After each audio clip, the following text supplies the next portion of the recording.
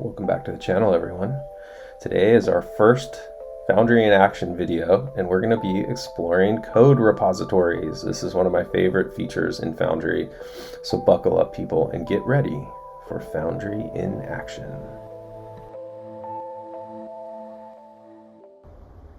So what are code repositories? Code repositories are one module in Foundry to build data pipelines and transformations.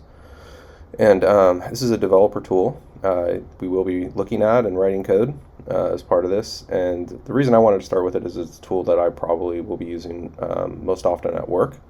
But it's also extremely powerful. And the integrated workflows online make your life as a data engineer like 100 times easier, in my opinion. So we're going to be exploring the features in here, but keep in mind this is not every feature in Foundry. Don't get confused. These are the data engineering tools for data engineers built into Foundry to make your life easier.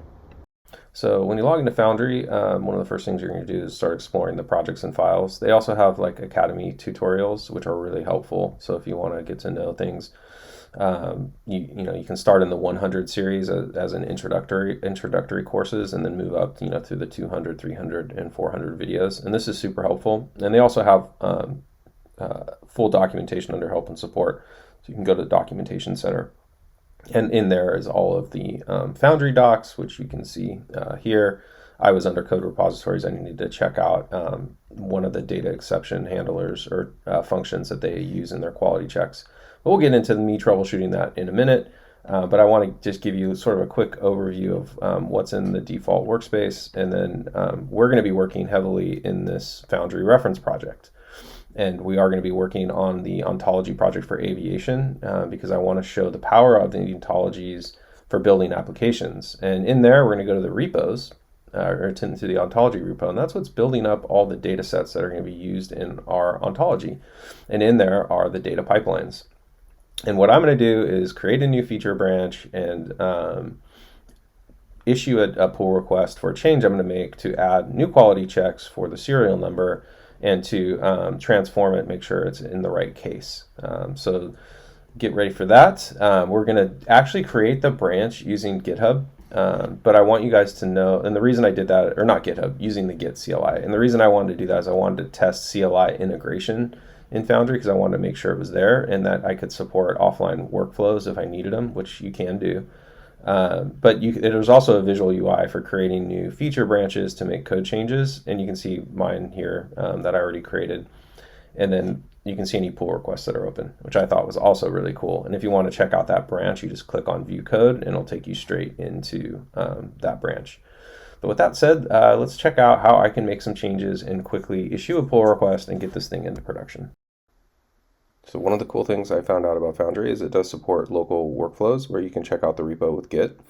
The way you do that is there's a clone button inside the online IDE, and it gives you a URL to check the Git repo out at.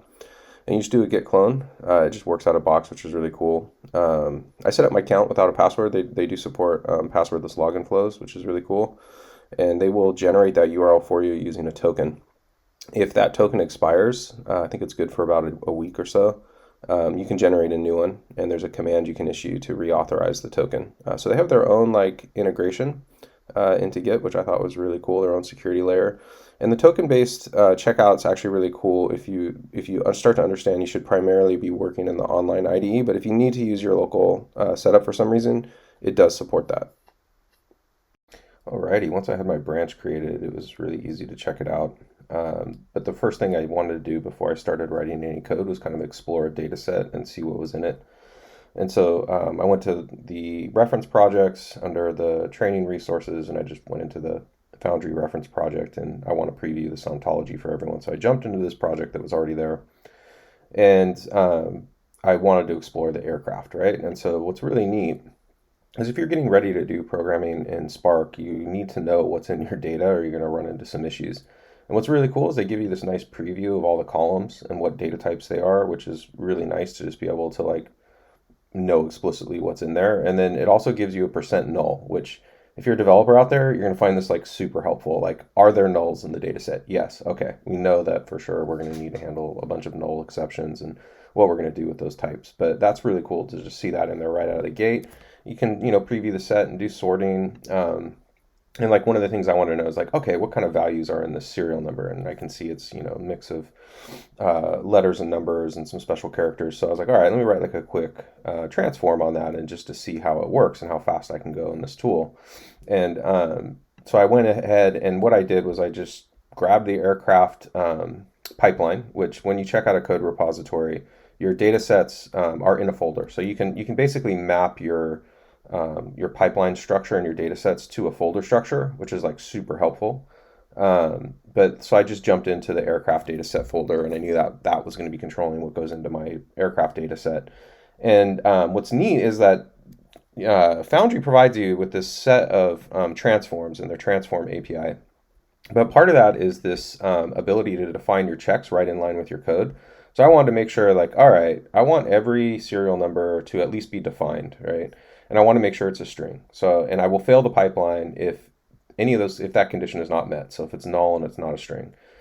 And that was super easy to infer. I don't program in Python and I don't program in Spark. So the documentation was actually super good. I was able to just simply look through the docs that they provide and get a feel for how the exceptions API works. And it's actually super powerful. Like you can even build like a little custom function, and it has this all function, which just says, hey, make sure all these conditions are met, and then you can supply that directly in the check too, which I thought was super powerful and really, really cool.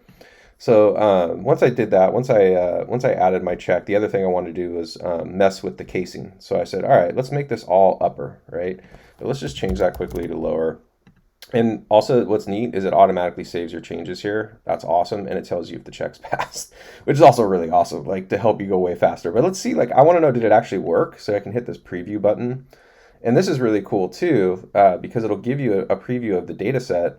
And then let's just see if we were able to refactor that. Yeah, so now my data, which was originally uppercase over here, has now been transferred to lowercase over here. But you can see as a developer just how freaking awesome and fast you're going to be able to get through this. Oh yeah, and by the way, because it has an integrated GitHub or Git repo and change management system, you can see your file diffs like right here just super fast. I know you can do that in an IDE, but it's really nice to have that same level of support like directly. And like, let's just all appreciate for a minute, like this is all running inside a fucking web browser and it's super responsive and fast. Now, if I want to commit, I can just commit these changes, which we'll go through in a second. And build will run all the checks and build the current data set, which I don't want to do yet. I'm also going to issue a pull request in the next video, but I want you guys to get a feel for if you're a data engineer out there, this is going to, in my opinion, 10x your productivity. Like to have all this out of the box. And I realize some companies have built similar systems, but those are like, there's like 3 or 4 of those. The rest of us need tools like Foundry to 10x our current skill set. So to me, this is just like ultra productive to go in and be able to start writing this code and then have it automatically run right in a Spark cluster. And we're going to get into too also when I run these builds, like you can actually customize the cluster that this thing is running on, which is really cool as well. So like if you've ever had the experience of trying to do data engineering just on your local IDE and using CLI tools and then integrating that with Amazon somehow, I think you're going to have a pretty massive appreciation for just how damn fast you're going to be able to do shit, get it deployed and integrated with proper change management and the whole operational support out of the box. All right, so here's me committing my changes. I did hit a couple of build errors, which we're going to walk through. But yeah, I just hit the commit button, type my commit message. I'm just adding my the commit message that I'm modifying the functions. And then what it's doing in the background right now is it's building, and also I'm just changing back to uppercase because I realized I committed with lowercase, which I don't want to do. And I can see that there's some exception warnings coming back. And so let's go ahead. All right, now it's computing the new output with the uppercase. I'm just verifying that I reverted that change. And then I noticed that my build failed. So that was the one from the previous commit that had failed.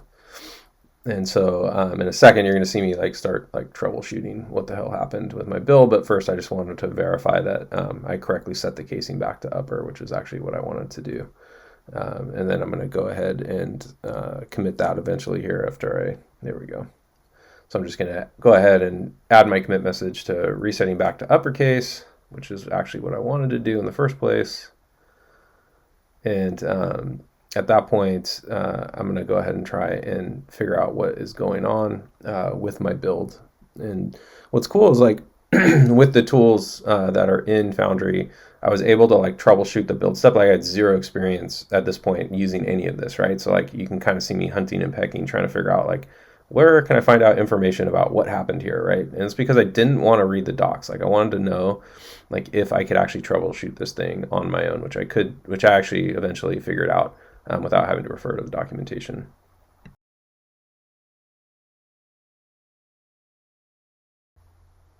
All right, so here I went ahead and just started checking the logs, and I was like, oh man, there's a lot of shit in these logs. Like, there's got to be a better way for me to view this stuff, right? So I'm just like hunting and pecking. I didn't see the view details tab next to check errors initially, so like I was like, where can I find like I don't want to scroll through this huge freaking stack trace. Like this is terrible. And so like this is me like trying to go what actually broke and how do I get information in here. Eventually I'm going to figure it out. Eventually I find out that oh well I can click on view details. I don't know if I got to view details first or if I clicked on the red X with the number 2 next to it as a way to like troubleshoot. But anyway, this is kind of boring just watching me scroll around, but bear with me. I did want to give kind of an accurate recap of like what I was going through in real time, trying to troubleshoot like what exactly broke. And eventually I'm going to get fed up with this this stack trace. Oh, there we go. I found the visual UI. I'm like, okay, there is actually a visual UI in here to help me like troubleshoot. And I didn't initially realize that like I could click on the failed step up above and it will give me like a detailed error message as to exactly what broke. Without having to scroll through this like massive stack trace. But at this point, at least I found the visual UI. So I'm like starting to make a little bit of progress.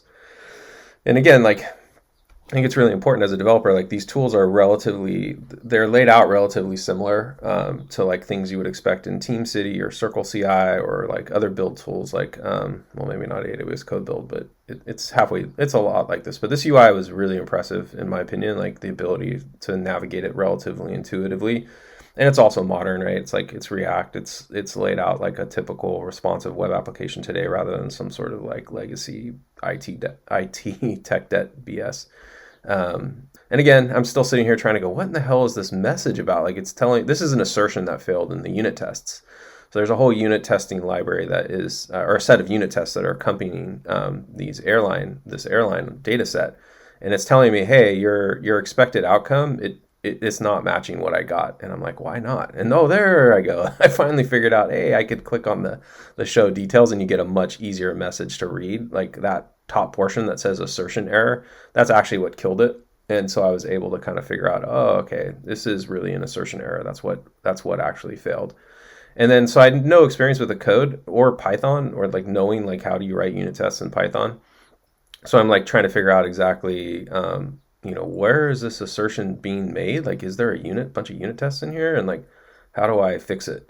And then I found the unit tests and I figured out, okay, here's where right where I'm highlighting there, it's telling me where the actual affected code is. And so now I'm starting to go, oh, okay, I get it now. I know I need to navigate back and find this like unit test in which and where the failure is occurring. And so now I'm like scrolling down and I'm like, oh, okay, there's a whole set of unit tests. I need to check these assertions and fix this. All right, so what I figured out was that I made a mistake in my accumulation of the data frames. I was actually referencing the previous data frame, which wasn't being outputted to the output data frame. So I needed to use the right accumulator. And once I fixed that, then my new column would appear and I wouldn't drop any columns that the unit test was expecting. Just a heads up, I didn't write the unit tests. Obviously, this was a reference project, so the unit tests were already there. But then, once I fixed the accumulator, I was able to commit that and then rebuild and see if the change resolved the issue.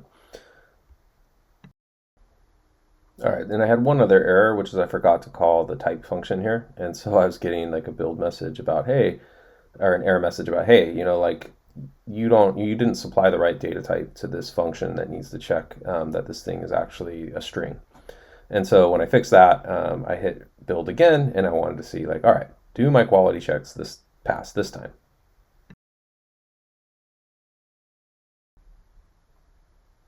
And lo and behold, everything passed, right? And I was starting to figure out the navigation here too. So one thing I had seen before is that within Foundry, you can view the execution of the job, and you can get like a lot of details about how this thing was executed. And so I wanted to see those Spark details for myself because it can be really helpful as a data engineer to see A, how your job was parallelized, but also B, like what was the plan that the Spark query planner came up with. And it can help you write like more efficient operations in Spark so that you're not like killing your resources. And so here there's like the query plan, which they lay out here, and you can kind of navigate through. And if you're a data engineer that knows a lot about Spark, you'll find this like really helpful because you can see like, am I doing a good job like utilizing my resources? Is there a more efficient way? Perhaps we could, write this query to take advantage of some of the features in Spark. I'm not like an expert in this, so don't expect me to break down like everything that's in here. I would need like a qualified SME in Spark to like break this down. But I've worked with enough engineers to know like how important this is, and it's definitely like a tool they look for. I really appreciated this graph here as well. So like having a visualization of the steps I went through, including the shuffle steps, because my understanding is like the shuffle operations are the most expensive operations. So like being able to see those broken down in like a visual form with all the steps was really cool. I figured like, yeah, a lot of data engineers would really find this valuable because we have to generate these. Typically, I think it's done through the CLI tool. And it's a little bit difficult to have that, visualized right away on your local workstation. So having it here was pretty awesome. You can also see the environment, which I liked because I can see what resources were dedicated to this job and how long it took, and if I want to change those resources. So like I'm going to go back. I'm going to try and find when I go back to the environment tab here. But that was the part I really liked because like being able to just change immediately, yeah, like right here, like what resources to run this job with, I thought that was really cool. So like being able to just have it right out of the box where I could make a change as to exactly what, how many executor cores I want or memory running this thing, that was super powerful as well. One of the great things about Foundry is you get full operational code like right out of the box. They have a whole style guide for PySpark as well that's incorporated into Foundry. And your pipelines will automatically fail if your linter checks fail. Now, I know a lot of people out there hate that, but in the real world, that is totally required. Like at my work, we will not take code where the linter checks are failing. You can make linter checks optional if you need to, not necessarily in Foundry, but for us, this is like huge to have the full complete style guide here, along with all the linter checking like out of the box. Also, of course, along with all of the operational tools it's giving you to manage your Git workflows and perform quality checks and all that kind of thing. So just wanted to point that out. And this is public too. You guys can go check out their style guide if you want. Cool. All right, so the next thing I wanted to do was open a pull request. And a pull request is a way for other developers to review your code to make sure that A, you're not doing anything nefarious, like introducing, maybe you're start mining Bitcoin in our code or something. But B, like just to, verify that you're making quality changes to the code and there aren't like anti-patterns in your code, things you shouldn't be doing that for performance reasons or for whatever other reasons are just not best practice. And so all I did here was just, add a title, review the diff of what changed. And it's great. They have an online diffing engine, just like you would expect from GitHub. And you can go ahead and add your comments as to like what exactly is this change for. And I wanted to make sure that I called out it's for the Foundry in Action series, because in a second you'll see I'm going to assign someone to the PR to actually review it, because it is required for this particular PR that someone actually look at it. I don't know what the settings are for adding reviewers. I'm sure there are a bunch of settings related to when someone needs to review the PR, just like you would expect in GitHub for protected branches. I haven't got into that yet. It's kind of boring, so like I didn't really want to like dive into the security settings yet, but I will check that out, later on for you guys so you can verify exactly what options are there. And here's me just scrolling through the list of available reviewers, trying to figure out who to assign it to. So I decided I'm going to assign it to Francisco. He's been helping me out through this whole series. Much appreciated, by the way. And one thing I wanted to call out that wasn't obvious is like, there's a merge queue in here. Awesome. Like that's a huge time saver, and I can automatically delete the branch when the PR is automatically merged when the reviews are done.